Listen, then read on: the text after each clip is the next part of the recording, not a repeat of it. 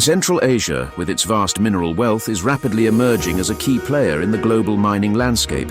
However, to fully unlock its potential and attract the necessary foreign investment, it's crucial to establish a transparent and trustworthy reporting environment. This is where the Committee for Mineral Reserves International Reporting Standards plays a pivotal role. CRIRSCO provides globally recognized best practices for reporting mineral resources and reserves, ensuring consistency and transparency. While adopting CRIRSCO standards isn't a magic bullet for attracting investment, it's a significant step towards building confidence and demonstrating a commitment to international best practices. We have a distinguished panel of experts joining us today, each bringing a wealth of knowledge and experience in this field. We'll explore the pivotal role of CRIRSCO-aligned codes and standards in ensuring reliable mineral reporting. Kazakhstan's journey in developing and promoting the KAZRC code within its mining industry, the significance of the United Nations Framework Classification for Resources in providing a comprehensive resource management framework. Thank you for joining this important discussion.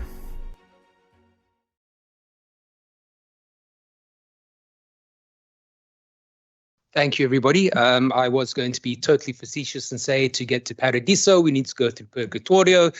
But again, that's probably going to fall on deaf ears. So all I can say is hang in there. We've got 1 hour, 40 minutes. Socks will then be issued to all you loyal, dedicated house elves. And I'm going to hand it over to my colleague, Egd. Thank you. Okay. But before I start on anything, I may just be preaching to the audience, everyone who knows what I'm going to say. So how many people here sort of are familiar? We've mentioned JORC. How many people know what JORC means? Put your hand up who would say they think they know what JORC means. Well, right. And how many would they know what CRIRSCO means? Be less. Okay, that's what I kind of guessed. But I think most of the people who don't know have left us. Yeah, just to introduce myself, I'm Ed Sides, and I'm an Irish geologist. And I always carry my mascot around, Lou, who isn't on the speaker panel, but he's here to give me luck and also answer the awkward questions. But they're also good at gold exploration. But I'm Deputy Chairperson of CRIRSCO at the moment, which is, as it says on the slide, Committee for Mineral Reserves International Reporting Standards. The original name comes from what it was originally a combined committee of metallurgical institutes from several countries who worked on a project to come up with international definitions, which took shape around 1997, the late 1990s, where there was kind of international agreement on definitions. And then later that evolved, got renamed as CRIRSCO in 2006. But someone's jumping ahead here anyway. So why were we created? Well, it was really because of this. It had been a working group to discuss definitions. And the problem up to then was everyone was using it slightly differently. If you look at the first JORC code report, which was back in 1980, they had at the end, there was kind of 4 alternatives that you could use for resource reserve terminology. And obviously, if investors are looking, mining is a global market. And if you're trying to invest, you want to have, be able to compare apples with oranges. And I would question some of the numbers we saw earlier down to 7 significant figures. Are those really reliable numbers or not?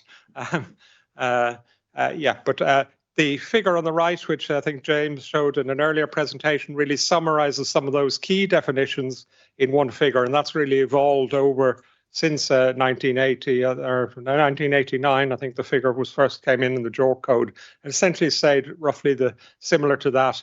And accompanying that, there's a template, what we call the reporting template, which is to provide guidelines for other countries that are trying to develop, develop alignment with international standards. And we've heard quite a bit of that today. So what I'm going to say about CRIRSCO is quite relevant in that context of, how can these countries in Central Asia move from, slightly different reporting to the state for giving information that investors are looking for.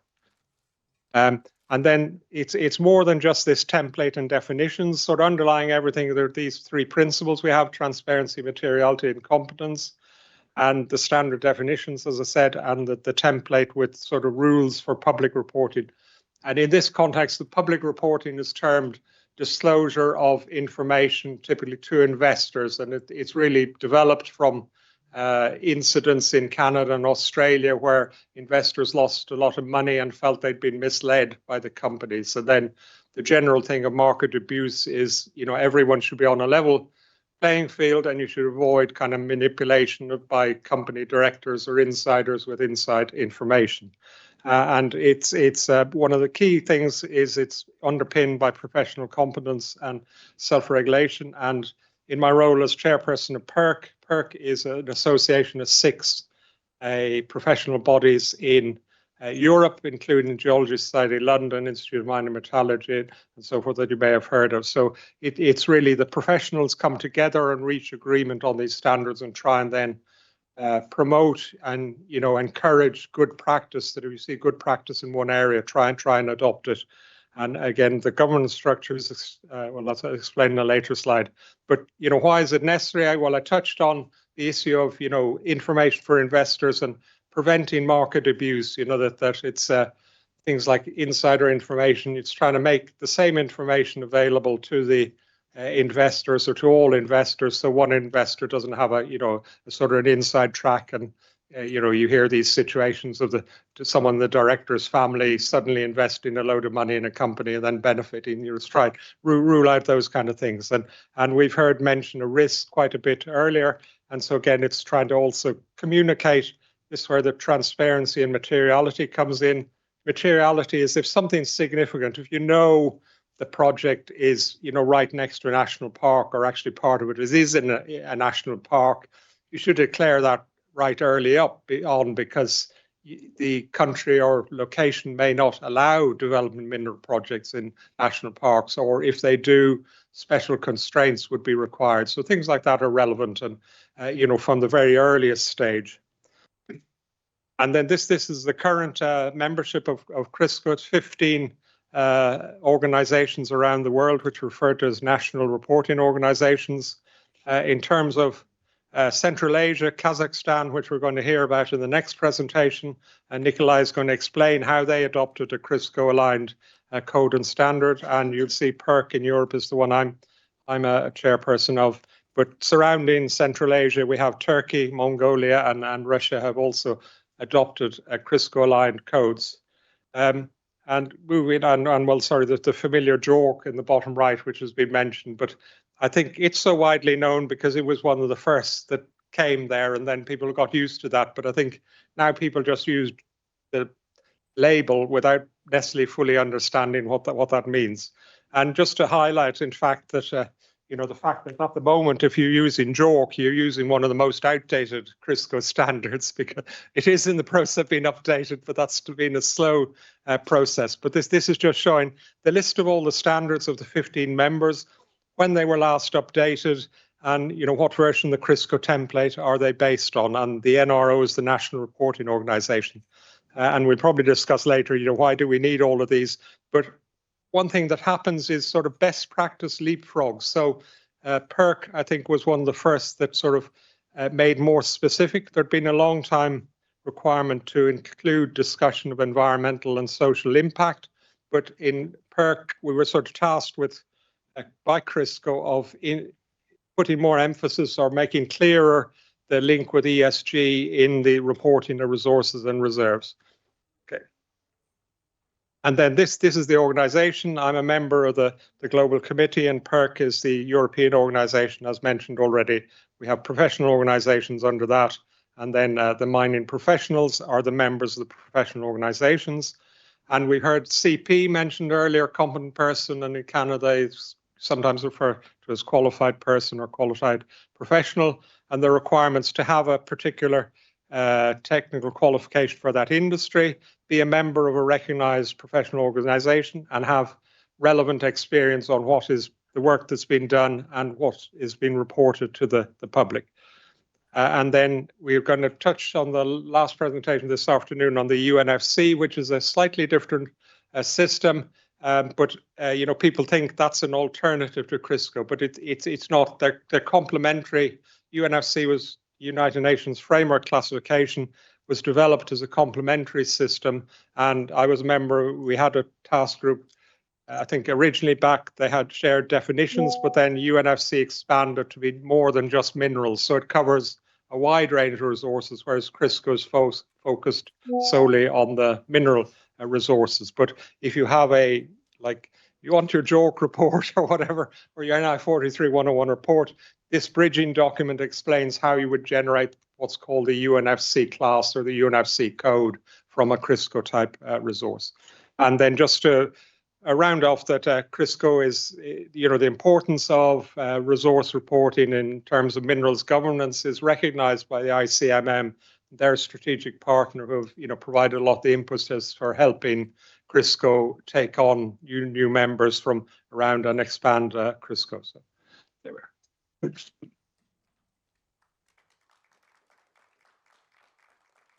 Thanks, Ed. Unfortunately, we don't have time for questions at the moment. We're going to move on to Nikolai, who's going to be joining us remotely from Kazakhstan. And Nikolai is going to be talking about the KazRC code and the practical implementations of that. So over to you, Nikolai. Good afternoon, ladies and gentlemen. My name is Nikolai Yenshin. I am one of two representatives from Kazakhstan in Committee for Reserves International Reporting Standards CRIRSCO. The presentation was prepared in cooperation with Georgi Freiman, head of PANEN Executive Committee, our professional organization, and Saulia Urazayeva, Executive Director of our national reporting organization, KazRC. She is also representing Kazakhstan in CRIRSCO Committee. The implementation of Kazakhstan's reporting code for resource classification plays a significant role in the country's strategic efforts to enhance its mining and geological sector. Several milestones have been achieved in the KazRC implementation process, reflecting both international integration and domestic regulatory reforms. This initiative got a significant progress after Kazakhstan's National Plan 100 Steps and specifically addresses Step 74, which aims to improve transparency and predictability in subsoil use. A key part of this initiative is adoption of CRIRSCO. 2016 Kazakhstan's entry into the International CRIRSCO Committee indicates a major achievement in aligning nations' mining and exploration practices with global standards. In 2017, KazRC was formally integrated into Republic of Kazakhstan Subsoil and Subsoil Use Code. This integration provides legal recognition for the KazRC and ensures that its standards are enforceable across the national, geological, and mining sector. Such legal grounding is critical for sustainable development of Kazakhstan's mineral resources. It took several years to develop necessary number of competent persons and give market a chance to get used to the standards and make necessary comments. Within the probation period, both GKZ and KazRC were possible to use in mineral resources and reserve reporting. In 2019, the Geological Committee of Republic of Kazakhstan has accepted over 100 KazRC compliant reports, signaling a robust adoption of the new framework. The acceptance of these reports demonstrates the efficiency of the reporting process under the new standards, ensuring transparency and responsibility in the industry. Since joining CRIRSCO, KazRC started developing guidelines.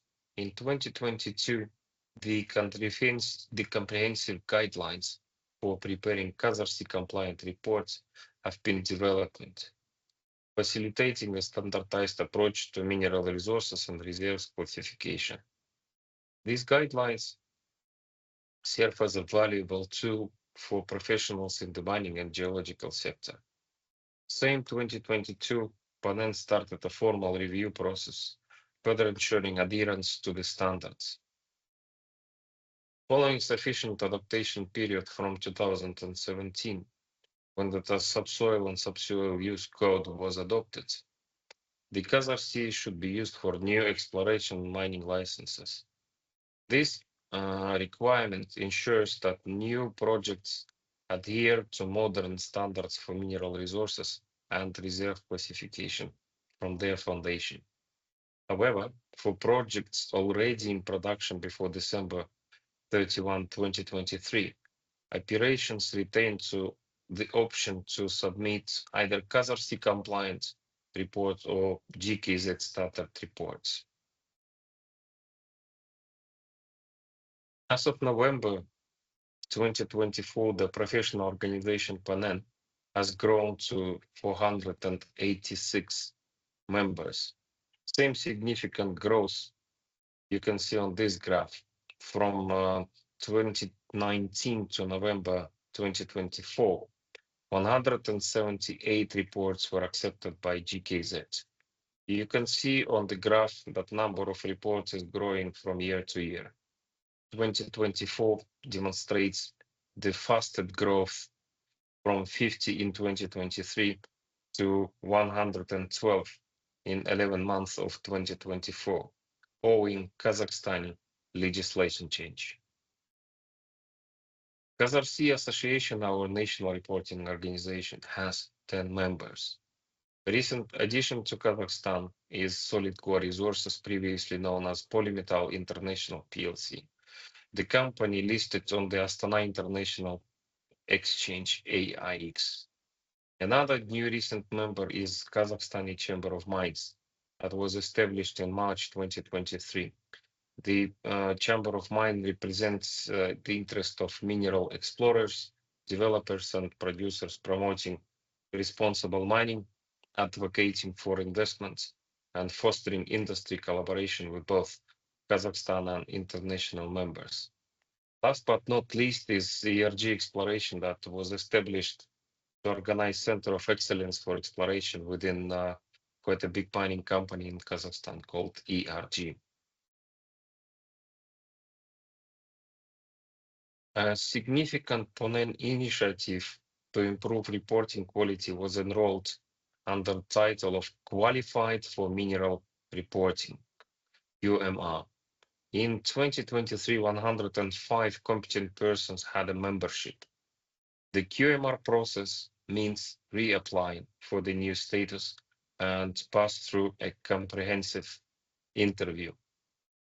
As of September 2024, 23 individuals have qualified for QMR, with an additional 7 to 10 people pending. The review process has gained official recognition from state authorities and is thoroughly documented on the PANEN website, ensuring transparency of this transparency and ease of access for all stakeholders. PANEN has undertaken several initiatives to enhance its role within the sector and improve its organizational branding.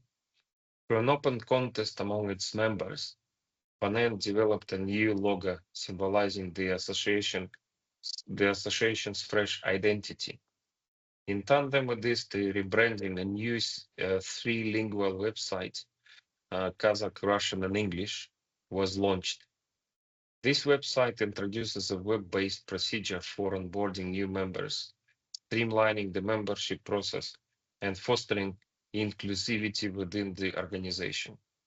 The site is in continuous improvement, having new features added, including members' online reporting. PANEN has also expanded its focus to enhance sections covering aggregates and construction materials, which were previously underrepresented within this framework. The broader focus aligns with Kazakhstan's ongoing infrastructure and construction boom and supports the sector's long-term sustainability. ESG is a new section in the PANEN Executive Committee that was created as part of the process of CRIRSCO ESG guidelines preparation. PANEN Trainings Commission has been instrumental in promoting understanding of the CASRC throughout 2024. It conducted numerous seminars aimed at addressing both general issues and specific aspects of the CASRC code. The seminars covered a wide range of topics, including implementation of ESG requirements, geotechnology of uranium extraction, plate tectonics, mineral resource evaluation using Leapfrog software. A total of 609 specialists participated in these seminars, both in online and offline formats. Kazakhstan's continued collaboration with CRIRSCO has been vital in advancing the Kazakh position within the industry. CRIRSCO's support is demonstrated through high-level engagements with Kazakhstan's leadership and ongoing participation in key industry events. In June 2023, Edson Ribeiro, a CRIRSCO chairperson at that time, participated in the Astana Mining and Metallurgy Congress, highlighting the global importance of Kazakh Sea. In March 2024, Garth Kirkhope, current chairperson, met with Kazakhstan Minister of Industry and Construction at the PTAC convention in Toronto. Garth, by invitation of Mr. Sharlapayev, came to Kazakhstan in June 2024 for the AMM Mining Congress and extended his visit to neighboring Kyrgyzstan and Uzbekistan, showcasing CRIRSCO's commitment to the region mining sector development. As part of Central Asia visit, Memorandum of Understanding with Uzbekistan was signed in June. Armenia and Tajikistan are also demonstrating their interest to CRIRSCO implementation in their countries. Kazakh Sea Association took part in the work of Geological Industry Committee in Atamiki and the National Chamber of Commerce. As important result was the inclusion of the geology and mining related issues in the National Development Plan of the Republic of Kazakhstan until 2029. That was signed by President in July 2024. So the development plan from geological and mining perspective means that exploration expenditure should be increased to international industry standard at least $90 per square kilometer in exploration, and increase area of geophysical and geological exploration to 2 to 3 million square kilometers in Kazakhstan. If you have any questions, please feel free to ask.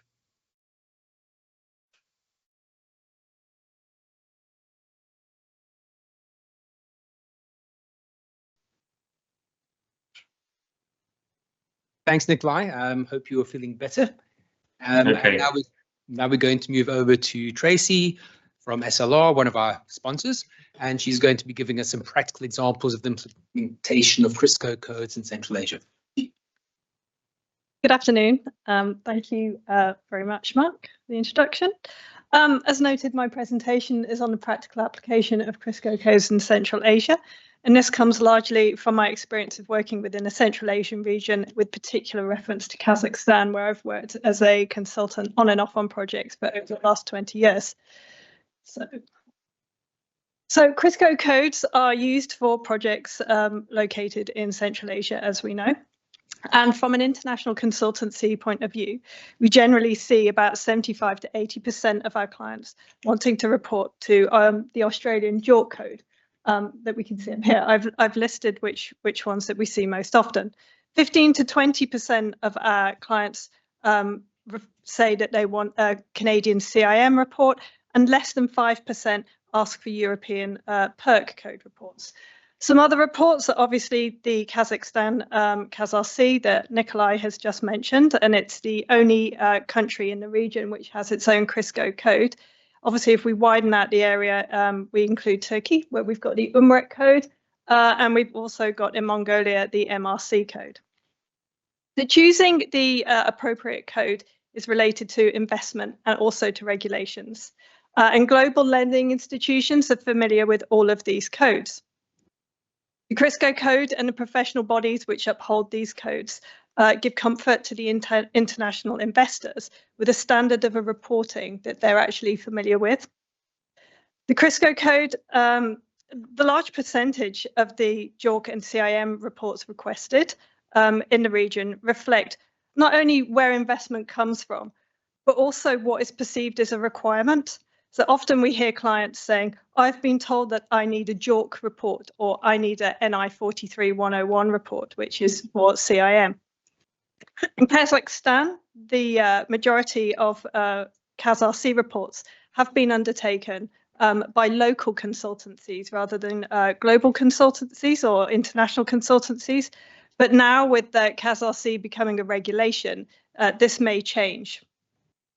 In 2021, the KazRC that's the latest version of the KazRC. It was prepared using the CRIRSCO 2019 framework. It's very similar to JORC 2012. It's similar to PERC 2021, and it's also similar to the CIM of 2019.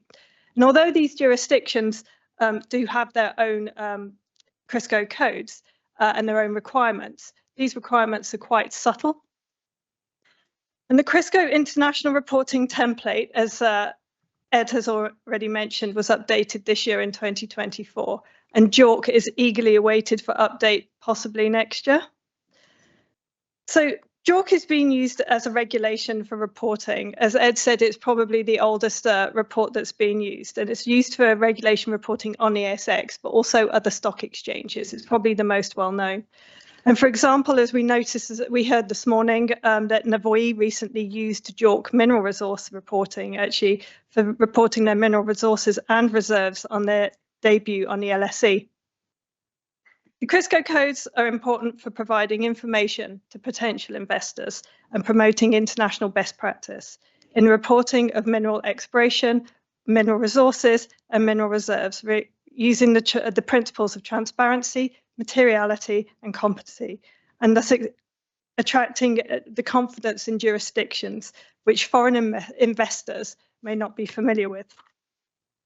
So next slide just shows what we've already seen in a couple of slides today, but you can't talk about CRIRSCO really without showing this slide, and it kind of underlines what CRIRSCO is about. And many of you here, as we know, we've already found out, are actually familiar with this, so I don't want to dwell too much on this slide, but it's just really to summarize that after exploration results, we have the three classifications of mineral resources, and mineral resources of measured, indicated, and inferred, and in the ore or mineral reserves, we have proved and probable. Definitions for each of these classifications are within the code, and then they use modifying factors, which are very important and are listed on the slide here. Also, the reports are authored, indicate the level of study, such as we have scoping studies, pre-feasibility studies, and feasibility studies. Again, those definitions and guidelines are included in the code. But other than CRIRSCO codes in the region, we have non-CRIRSCO codes. We have the GKZ style of reporting, which is still used throughout the region, and I'll come back to that in a moment. We have the UNFC, which Emo will discuss next. And then there are codes like the Chinese standard, which are used for investments from China. And China, as we know, are working with CRIRSCO at the moment to develop their own code. So to focus just a little bit more on the GKZ style. And again, I don't want to dwell too much on this slide because a lot of you here are already familiar with this. But it is very relevant because, as I've mentioned, many of the Central Asian countries still report using the GKZ format. And that's really from legacy of the former Soviet Union way of reporting. But it's since been updated by those countries for their own purposes, sometimes for their tax purposes. The classification uses categories A, B, C1, and P. And how the classification relates to CRIRSCO is noted on this slide as well. However, it's not a direct translation, and all projects are unique. And many of the projects in Central Asia are very complex, and it's really down to the competent person or the qualified person to inform the classification when reporting. So I'm going to focus now a little bit more on CAS-RC and using CAS-RC, and it's in addition to Nikolai's presentation. So CAS-RC, as already mentioned, was updated in 2021 using the CRIRSCO 2019 framework. And for all exploration and mining licenses issued after the 1st of January 2024, the CAS-RC code must be used for reporting mineral resources and reserves. And as Nikolai mentioned, those that were registered before then can use either CAS-RC or the GKZ. As a CRIRSCO code, CAS-RC promotes best practice through the principles of competency, materiality, and transparency. The reports are reviewed and professional opinion given by opponent-appointed readers. It's then given to the Ministry State Committee for Reserve Guidelines, the SCR, to include the mineral resources and reserves on the state balance. It's then used to help inform the amount of mineral extraction tax, MET, paid by the company to the state. And it's planned, as we've heard again today in earlier talks, that this is hoping to be replaced with a royalty, as this is the future planning of the Kazakh development strategy. But again, it may be, as I think was mentioned this morning, only for the newcomers. As CAS-RC and the CRIRSCO codes are similar, it's sometimes possible to write dual-purpose reports. And as a consultant, we have done this many times, marrying together CAS-RC with JORC, for example. We can address both their subtle differences by doing this, and it's quite simple. And although CAS-RC has been in existence for about 8 years or so now, it's only been made regulatory and to report to in this last year. So these things we know take time. Not only is it just about developing a code, it's about implementing it with other legislation that may be in that country. Many smaller companies that we see in Kazakhstan are now building their familiarity with this international approach to reporting, but we see many of the larger companies already embracing it. And between 2021 and 2023, I updated several mineral resource reports to CAS-RC, reporting for mid-tier company, all of which had existing projects. And so under regulations, they don't actually need to report to CAS-RC, but they wanted to adopt this way of reporting as soon as possible, viewing it as best practice. So as consultants, we often provide guidance regarding what determines representative data and what to include for modifying factors, which often helps our clients. Looking at the different options for modifying factors, such as ESG, hydrogeological factors, and other water factors, geotechnics, and metallurgical factors, they're very important to consider and often need some guidance. Overall, the CAS-RC code seems to be working well, and it's generally being embraced. So it's a requirement of the code, and all CRIRSCO codes actually, to compare the new mineral resource with the previous resource. And these previous estimates in CAS-RC in Kazakhstan are generally reported in the GKZ style. However, as going forward, CAS-RC is adopted, there'll be more comparison between previous estimates which were done using CAS-RC. This section of the reporting is actually quite detailed, and there can often be quite a lot of differences. The differences are seen in tonnages and grades and the resulting mineral metal content. This can be exacerbated, the differences that is, if the previous estimate is historic. So by historic, I mean about greater than 15 years old, because what was taken with reporting estimations then versus now can incur many differences. And this is the same when comparing resources in many other jurisdictions. With historic numbers, it's not just unique in Kazakhstan. It's just previously, when reporting was done, say, 15 years ago, different things were considered to what is under consideration these days. So in the process of comparison and having allowed for any mining depletion, if the difference results in reduction of metal content, which affects the state balance negatively by greater than 25%, an internal review is taken between the SCR, which is the state committee, and the competent person. Both the positive and negative differences are due to a variety of reasons, and they can be seen on the slide. Increases to the state balance, however, are not surprisingly generally not investigated. And with technological advancements, new minerals may be added to the resources and reserves on the state balance in the future. But I'm also aware of where certain minerals identified and included previously on the state balance have actually been removed. And this is because they're no longer economically viable, or they don't have sense to be included on there. Doesn't happen very often, but sometimes minerals are removed from the state balance. And I'm also aware of ESG implications where reductions have been made affecting the mine footprint with considerations for historical monuments or particular flora and fauna. The integration of the code is positive for the Kazakhstan minerals industry, and the code is easy to understand and, as I've mentioned, very easy to integrate with other CRIRSCO codes. So to conclude, and looking at the development of other codes in Central Asia from present examples, we can consider, and we know from today's talks, that mining is very important to the economy and development of Central Asian countries. Kazakhstan's experience is important in helping other countries in the region develop and update their codes, as many of these other countries currently use a legacy GKZ, as mentioned. They want to update these and update them with something more internationally aligned to attract other investments. Developing reporting codes using the well-respected CRIRSCO framework gives comfort through this familiarity to many international investors in the region that they may be less familiar with. And by incorporating the UNFC standardized approach using the CRIRSCO bridging document, other areas of investment may be sourced. Developing, updating, and implementing the codes all takes lots of time, but there's lots of experience with other people having done this.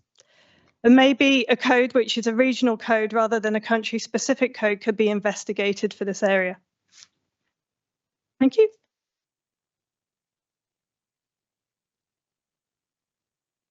Thank you very much, Tracy. We have time for 2 questions, if there's any questions.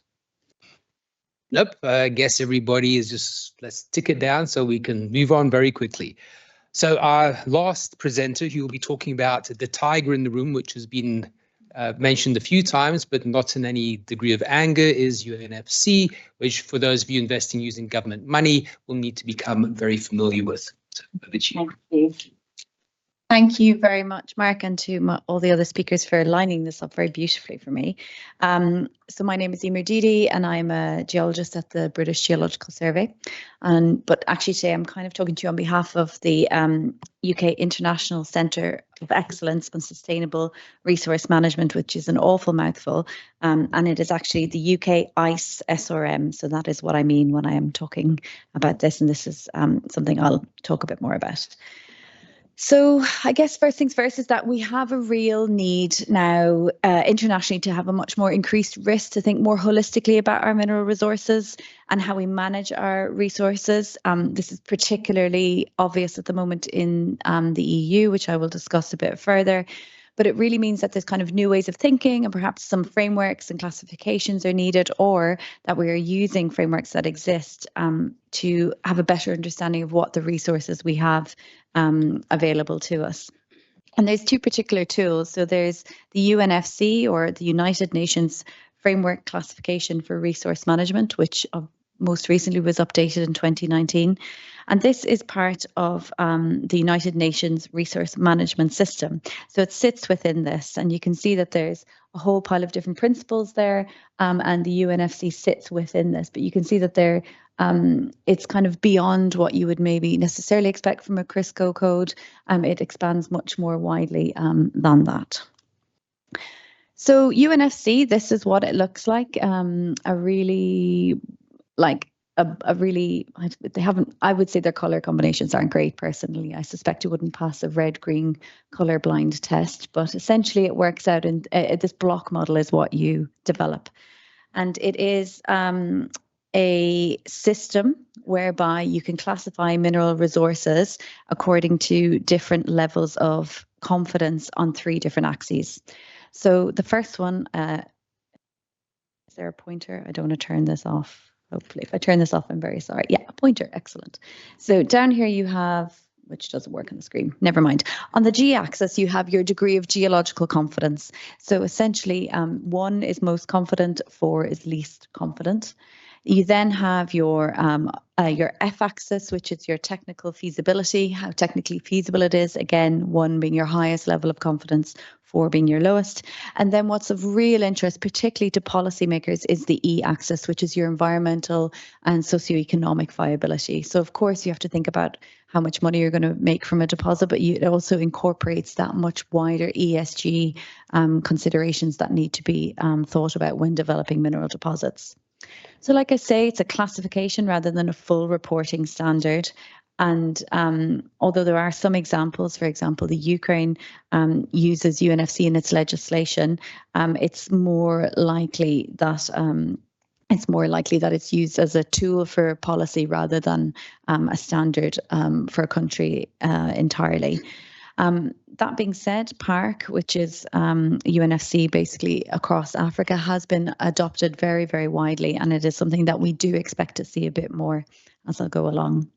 Like I say, it's aimed more at mineral policies and planning, but it is really complementary to CRIRSCO. That is the most important thing. It's not really supposed to be in direct competition. It's more supposed to be a tool that you can use alongside CRIRSCO, which is obviously much more aimed at investors, whereas UNFC is much more likely, is much more used by government and policymakers. So the ICSRMs, or International Centres of Excellence for Sustainable Resource Management, are actually much more wide now. So we have one in the UK, but there's quite a few other ones that have been developed globally. So there's one in the EU, Russia, Mexico, and then there's a few other that are, in Central Asia, which is hosted in Kazakhstan. But then there's quite a few other ones that have been proposed. So Armenia, South Africa, India, across CCOP, so Southeast Asia, and China as well. So there is a real uptake of this resource management systems and classifications more globally. And this is really allowing policymakers to make really well-informed decisions, which is a really positive thing. This is just an example of some work that BGS did back in 2021. We delivered a Minerals e-yearbook, which gave updated resources reserves across all of Europe. And this is kind of a very common, these type of projects are very common in Europe to try and understand more holistically what the resources are available. And this is typically because there's been many different countries with many different systems, some of which have been inherited from being in the USSR, or for example, in the UK, we have lots of estimates which really would not even be considered anywhere near some sort of reporting standard. So you have to find a way to adapt the knowledge you have into a system that can be understood and then can be comparable across a wider area.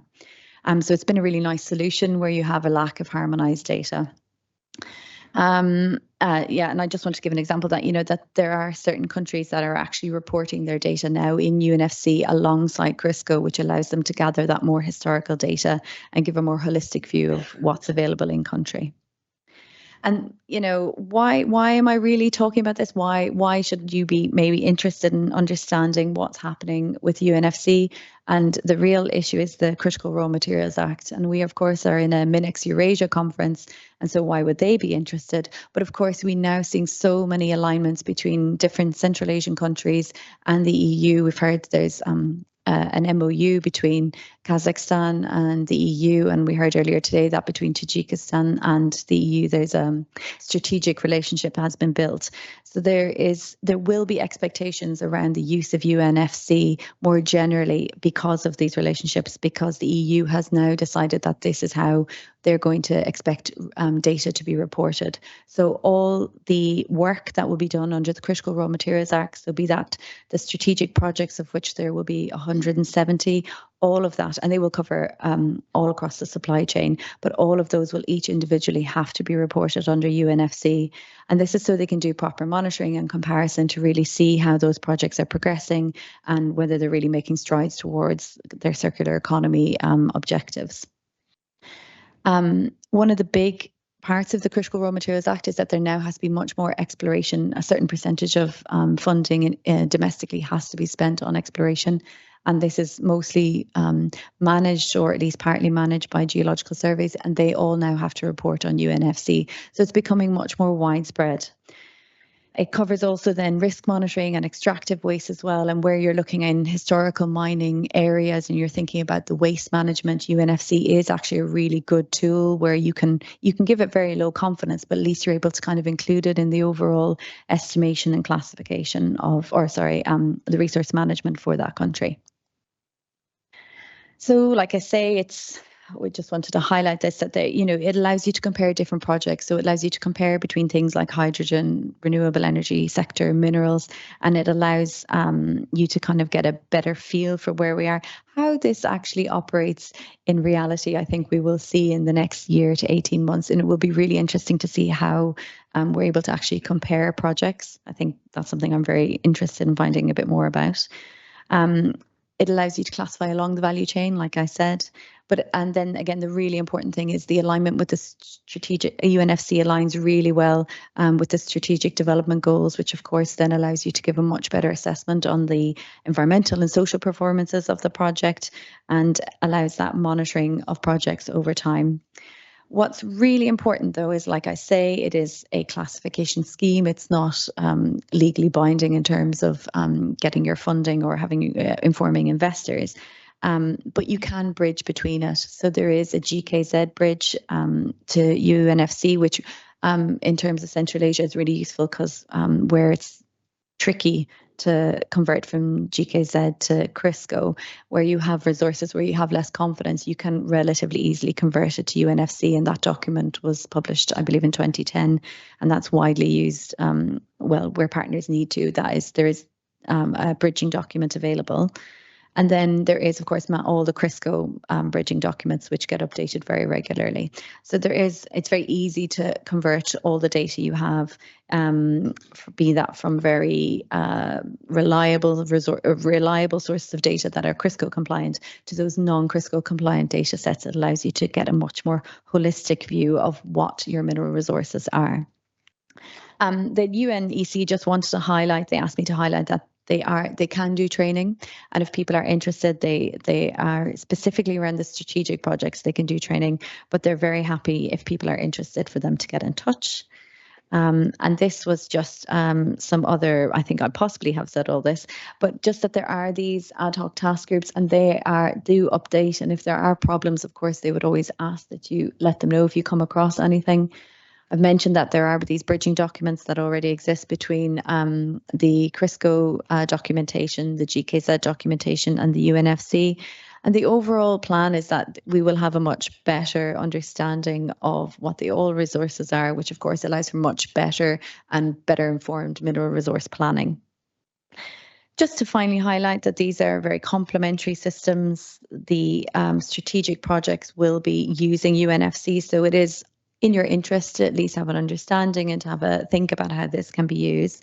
And just to let you know that there will be an updated, the new CRIRSCO reporting template, the 2024 reporting template, there will be an updated bridging document being published and released from UNFC or UNEC.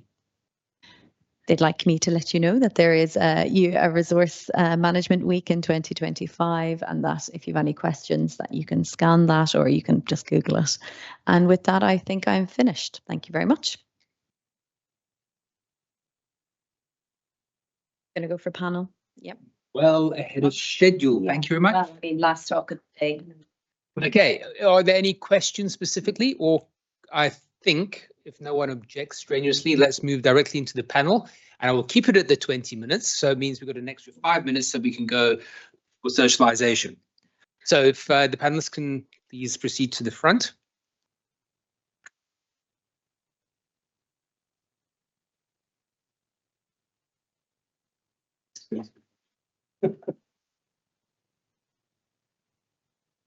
So I guess before I posit some questions, this is the opportunity now for the floor to ask any questions that they may have for our panelists. No? Okay, well then I guess I'd better go to my curveball questions. And seeing as Dr. Mike Armitage has been sadly not presenting, I'm going to ask him first. So Mike, in your professional opinion, both with your previous experience as a consultant, but also now as a non-executive director, What is your opinion of the group of CRIRSCO codes? Do you find that having lots of CRIRSCO codes is confusing to people, or do you feel that we should just be looking at one, or what is your feel for the whole CRIRSCO family, and then also in terms of UNFC, do you think they're complementary or not, or do they just confuse the entire investment issue? Like 10 questions then. Well, it is to allow you to expand on it, and so you can flow whichever way you want to go to. I'm trying to give you multiple escape avenues. Yeah, I think the current situation is confusing. I think the current situation is a bit confusing. I think the UNFC is fine. I mean, it provides there's a need for it, and it works well, as you say, with the CRIRSCO codes. So I think that's my concern, I suppose, is the confusion of the number of CRIRSCO codes. I mean, fortunately, everyone in this room now knows that there's a CRIRSCO template and there are CRIRSCO codes working within that, following that template, but developed, for their own regions and countries. But, I suspect, well, I know that the vast majority of the people in the mining industry don't know that. They don't know the link between JORC and CRIRSCO, for sure. And most probably don't know who CRIRSCO are. And, so I think there is a bit of confusion there, and also ranking. I still think in the discussions I have, people still see the JORC code as the premier code, whereas we know that they're all pretty well the same. In fact, you could argue that JORC's one of the more out-of-date ones, as Ed said. So, I think there is a confusion there that could be solved very easily if there was only one CRIRSCO code. Now, I can understand why people might want their own codes, and I think the way Kazakhstan's gone about it's amazing, and the way it's been adopted it's fantastic. But I think there is a confusion out there which is not helped by the current system. Ed might disagree. Well, I was going to pass it over to Ed next to either rebut or to agree. Well, no, I mean, I think there is a need, and I think perhaps the problem at the moment is there's really too much in the CRIRSCO template, because to me, the fundamental thing about CRIRSCO is that the definitions are essentially the same in them all. But we're talking in English here, but we forget that a lot of these countries, English isn't their language. If you really want to get them to adopt international standards, it's going to have to be presented in their framework. And really, I guess the detail within the CRIRSCO template is more to do with how do professionals actually work through, and what are the things they should address. But then, if you like, you have a higher level summary that goes to the investors and all, and fundamentally you want to be able to compare one project with another and know that they've been evaluated on comparable terms, and the whole thing of having specialists in a particular commodity evaluate that particular deposit type hopefully gives the confidence that when you have different deposits with a CRIRSCO type report, that they are comparable. And then obviously a lot of multinational companies will do that. And I know in Europe we have a lot of companies have adopted PERC that are more to do with construction and aggregates. It's because they are multinational companies in aggregates or cement or construction materials, and by using that standard, that means they can compare, they can be sure internally that everyone's doing things the same way. But if you like, it's really more a higher level that you're having UNFC and the CRIRSCO definitions to more communicate the aggregation of everything to policymakers and stuff. They don't need to worry so much about the detail, but they need to realize that the numbers they're getting, the headline numbers they're getting, are underpinned by that level of detail. And what our challenge in CRIRSCO is trying to get the training in the other languages so that the people in the different countries will buy into the whole principles and way of doing things. So I think I feel there is the need in the different countries, but we perhaps haven't presented it as much to say, well, actually, although there's all these different codes, the definitions are being agreed by the international committee, and then there may be some changes in wording because you have differences in different countries where we went through an exercise of translating the PERC definitions into 8 or 9 European languages, and you suddenly realize, because certain languages, everything is qualified by the adjective relates to the specific nature of the noun. So that you get some subtle differences when you start translating things. But I think the key thing is really that the definitions are the same. And back in 1997, there was actually agreement with UNFC on common definitions. But then once UNFC went beyond minerals, well, you can't apply the same definitions to minerals and to geothermal, and it becomes much more difficult.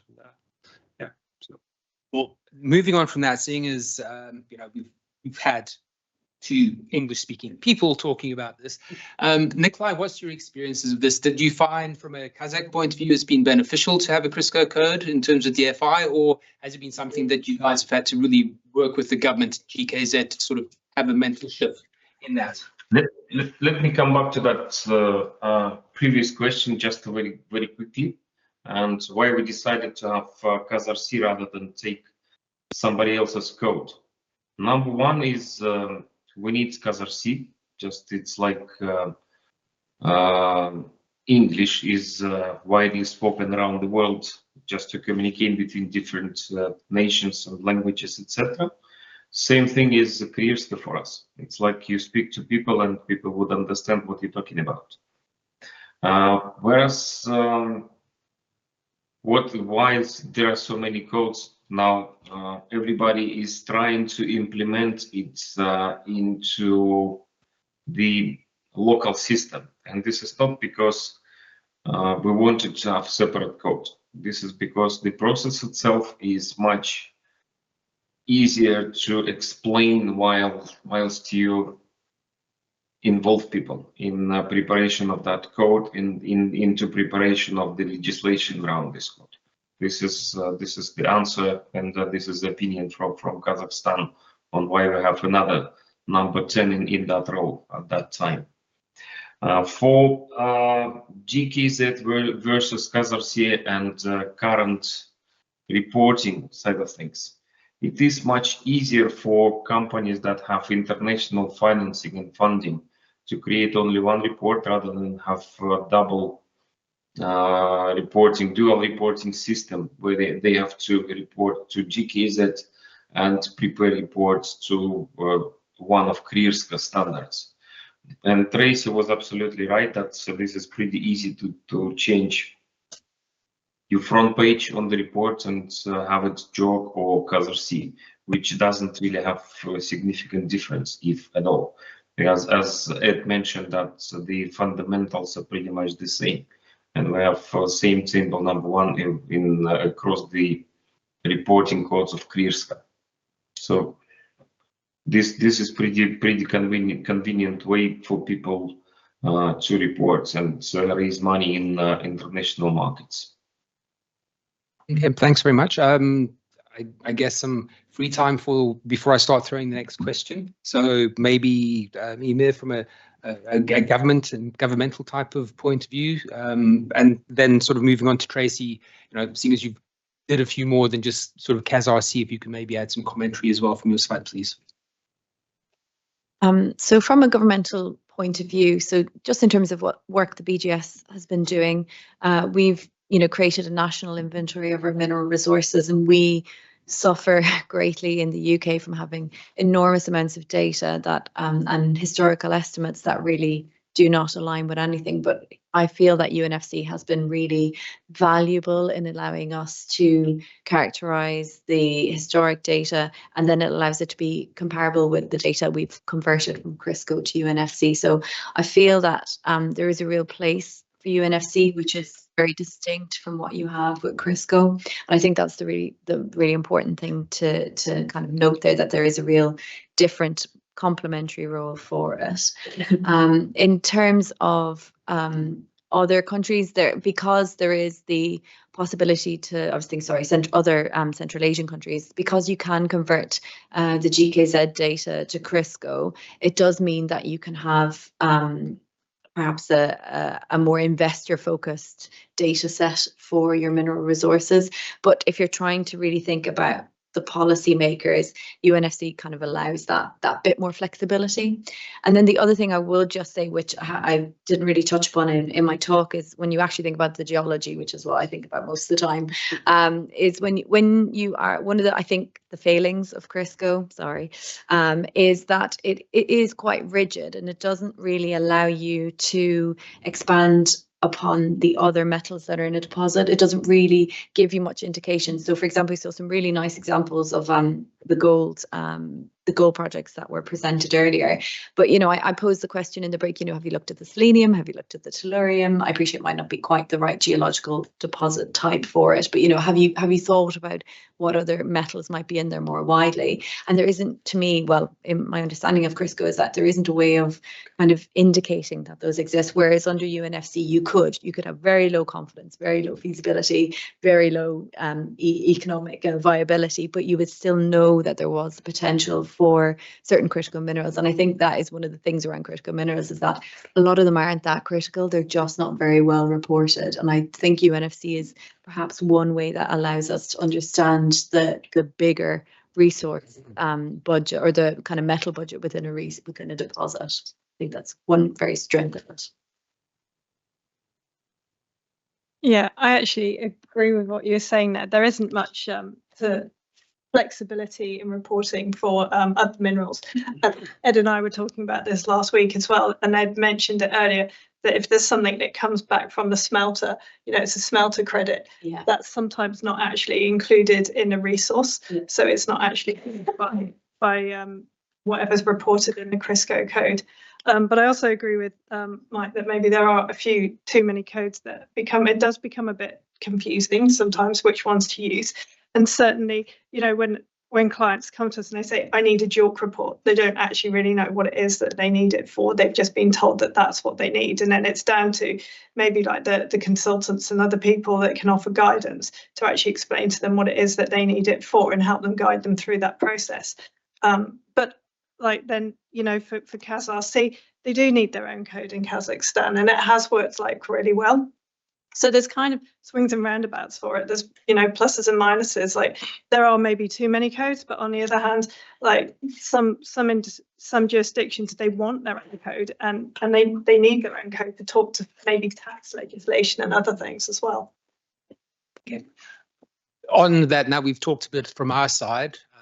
So to throw back, I mean, we've been talking about critical raw materials, strategic raw materials, investment strategies. Are we going to get more money using these type of codes? So now again, has there been any new thoughts from the audience that they may want to ask, or I will just go back and ask another prearranged question, which will take us down the answers that I've already really predestined for. Nope. Okay. I'm sure everybody is just really, really, really wanting to get to drinks. Okay. So last question. In fact, I'll leave it open to the floor. So Nikolai, do you want to make any general comments about the conference, things that you would like to sort of maybe just expand upon from what you've heard from all the other presenters for today, in terms of your experience with GKZ? It was great to, yeah, thank you, Mark. It was great to see that experience from Central Asia and from Europe and from the UK and other countries, and I could see lots of different, very nice opinion, etc. And you know, I cannot say I don't like MINEX because I love it. And from my personal perspective, that Arthur and his team are doing great job in creating that. From expanding MINEX perspective, I could see from Aziz from Tajikistan that it would be quite a good idea to go to Tajikistan and make that high quality conference there. That would be very good for region, and would be very good for Tajikistan. Okay, thanks, Nikolai. Look, panel, we've got 5 more minutes, so I think rather than try and go down a specific line of thought, if there's any other questions or comments that any of you think that you'd like to share that you didn't have time to do in your presentations, or Mike, if you just want to contribute, again, based on your experiences working in Eastern Europe, multi-element commodities, your experience in SRK, again, one of our sponsors, thank you very much, SRK. You know, now's an opportunity for you to do that. Mike, the floor is yours. You got 4 minutes. You should have asked me one of those prearranged questions. Oh, I was trying to get off the prearranged questions. But then you were making the mistake that we might have prepared.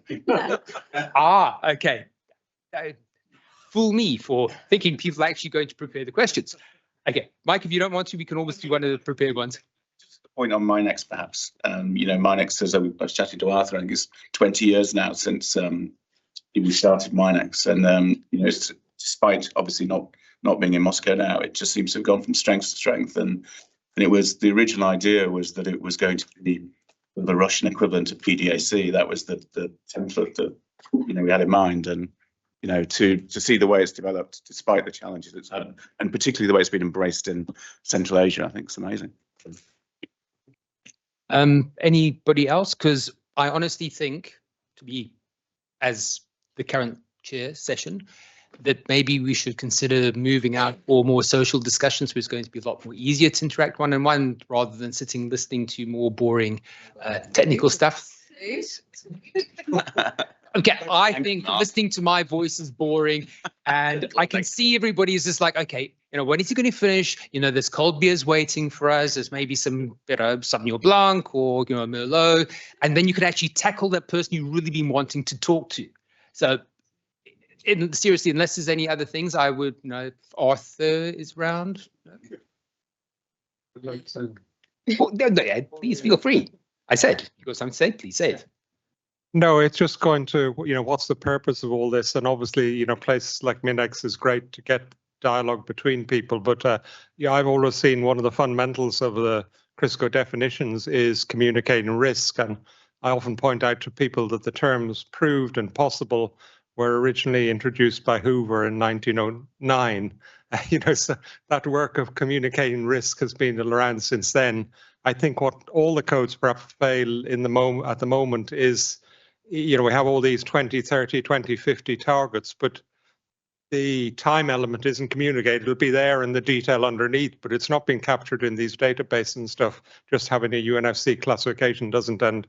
Your point on the minor metals, well, you often can't analyze. The reason they're not reported as being economic is because often you don't have the analytical detection, and it's only, they maybe come out in a smelter because they got mixes of different concentrates from different places. But yeah, I just say that the thing for the future is more how to communicate in terms of meeting all these targets. And then the one big problem is the whole timeline of permitting, because you hear, yes, you have this wonderful project, but it might never get permitted, or might.